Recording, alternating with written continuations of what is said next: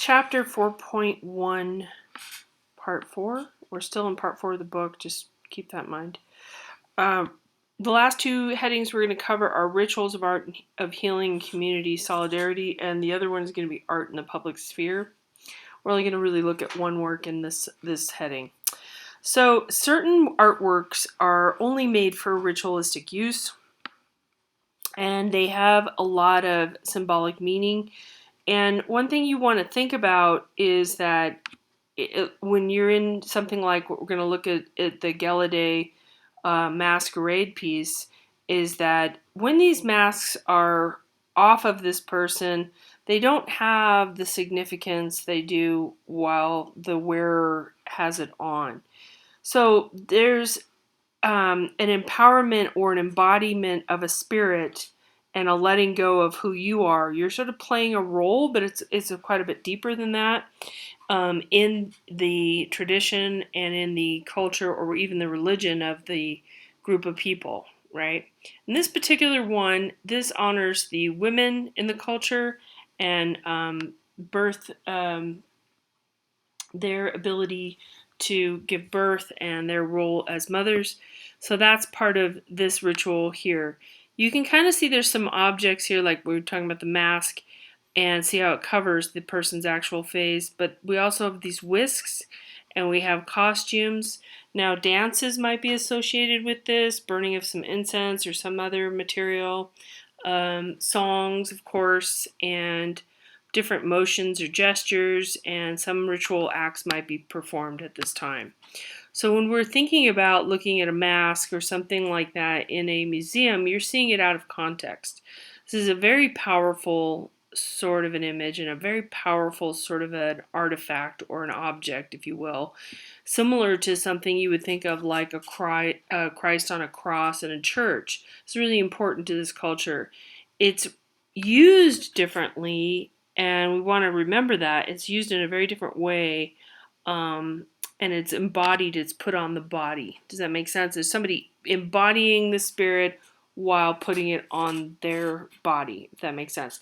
One interesting thing I saw that is similar to this in Spain, there was a diagram of a crown, and the crowns, very early Spanish crowns, they did not rest on someone's head. What it would be is it'd be hung from a space in a cave, a special sort of spiritually significant cave, and then the king or queen would sit under that crown during that time. So it would just be hanging over their head. So they're king and queen only in that moment, as a conduit to God in that moment. Once they take the crown off or move away from where the crown is hanging over their head, they're no longer that spiritual figure or deity, if that makes sense.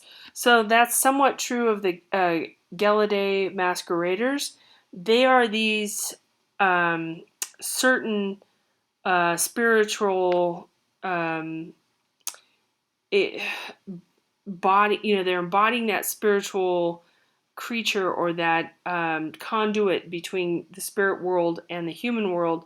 They're sort of gods for the moment, if that makes sense. But when they take that off, they go back to being regular humans. Another piece we're going to look at now, this is under still under rituals and art of healing. It's really interesting. Wendigo, it's about 10-year-old piece. Oh, sorry, 20-year-old piece. China Monument, Temple of Heaven. This actual fabric, the white part, it's not exactly white. It has some other coloration in there. That's all woven from human hair. Over 1 million people dedicated hair. And this is 52 feet.